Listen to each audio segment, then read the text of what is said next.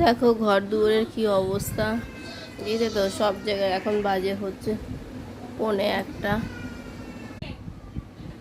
আমার দুদিন ধরে কি জ্বর, মানে কিছু কাজ করতে পারছি না একা ঘরে, মানে থাকতে মানে মানে কি বলবো, একা ঘরে কোনো কাজ করতে পারছি না।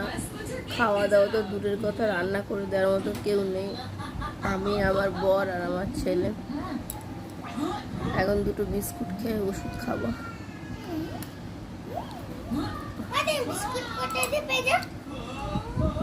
ওখানেই আছে, তুমি যাও নিয়ে আসো।